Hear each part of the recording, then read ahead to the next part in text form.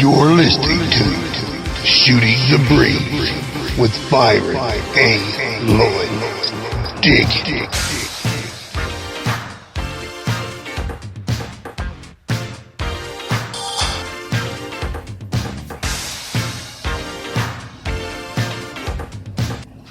All right, I'm back. This is Shooting the Breeze with your man, Byron A. Lloyd. This is What's the Deal with Hill Part 2. Once again, I got to give my shout out to my favorite person on the planet, that bill paying son of a bitch. He knows who he is. Anyway, before I get started here, man, I know that the people on the right wingers, they love Benghazi. And when they're going to be disappointed in actual facts, because the right wing media has spun it so much that people are convinced that Hillary did something wrong when the facts are going to bear something totally different. And we're going to get into that. And like I said, people are going to be upset about it. But before I get cranking on that, man, I want to say that last night, and the reason I didn't do the show is because we wanted to wait and see what the primary said. And Hillary pretty much locked it up last night. And unfortunately, me being a Bernie guy, I knew the party was coming to an end. And I hope Bernie does the right thing Tuesday night and bows out graciously and gracefully, because I personally think that if he goes into the convention and refuses to bow out, that not only will it hurt the party, that it will actually help Donald Trump.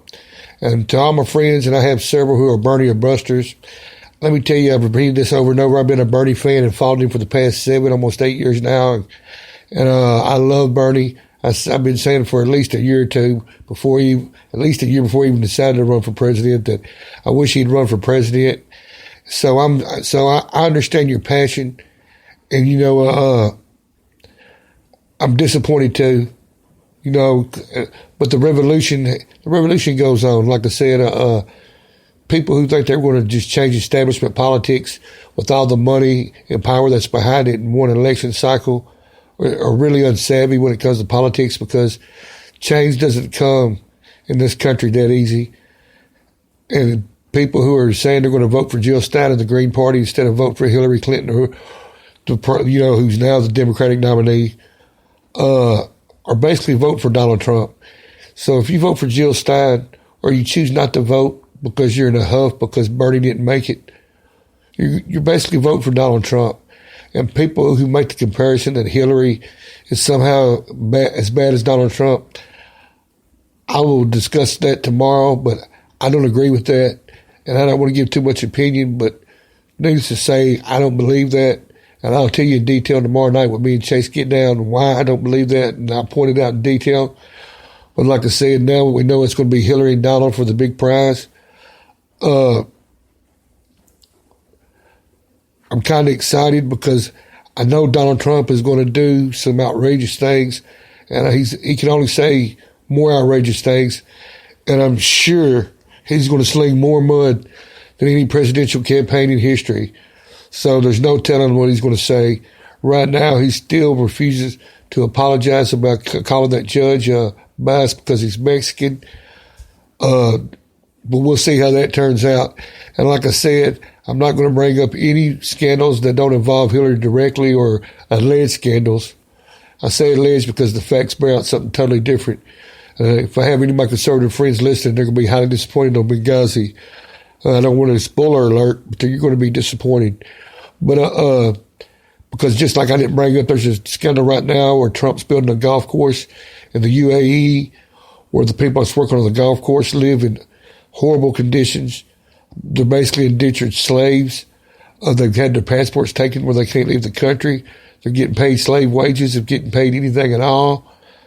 And even though the people, Vice magazine sent the undercover crew there with the undercover camera, and the lady at the place said that Donald Trump's directly involved with it.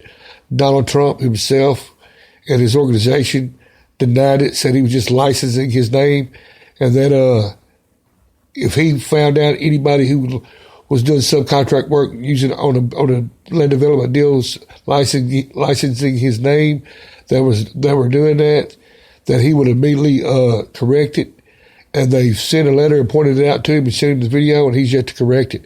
That's also a fact. But I didn't bring that up either because it's not his project. He's just licensing his name allegedly. So we're going to get to Benghazi, and I know, like I said, I got the Washington Post was my source last time. This time my source is a very prestigious magazine. It's called The Atlantic, very well known, been around for years.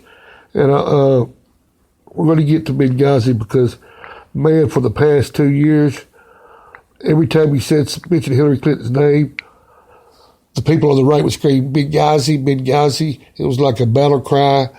Man, I'm sure some of these right-wing nuts were screaming it in their sleep at night. You know what I mean? They'd wake up in a cold sweat screaming, Benghazi, Benghazi. And like I said, we're going to break it down. This ain't going to be as tedious as the Whitewater because I went down that timeline, and trust me, it about put me asleep. But what did we find out about Whitewater? Once again, the Clintons didn't break laws or do anything unethical. Not only did several government agencies find that out, the FBI found that out.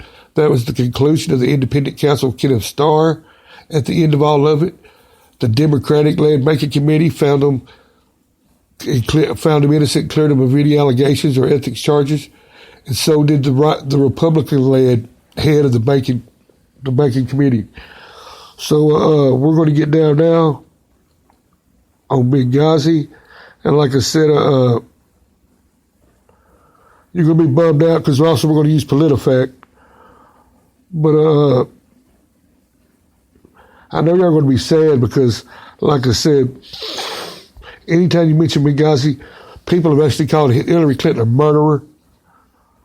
So like I said, we're going to go to the Atlantic first, and then I'll go to the fact-checking website called PolitiFact, which is that is considered the gold standard of fact-checking websites. Like I said, going light on opinion and heavy on the facts. So Benghazi is going to burn you out. So I hate to do it to you, but like I said, and we're also going to get to her email scandal. But I'm probably going to wait till tomorrow before I'm going to do a segment before me and Chase debate it out about the email scandal, which is there's still an ongoing FBI investigation. That is a fact. And there's been the probes against Hillary on this email deal. They've been holding off on this report. They were supposed to release it last year. Then they swore Trey Gowdy, who was the head lead counsel, South Carolina senator, swore he was going to release it in January. Now he said he's going to wait till next month, July, and release it, which once again is that they say it's a partisan move. But we'll find out in July what the truth is about the email scandal. Right now, all we know is that the IG's report said that she didn't break any laws, that basically all she did was to break some rules, and that she didn't follow the rules, but they said Colin Powell and John Kerry did the same thing.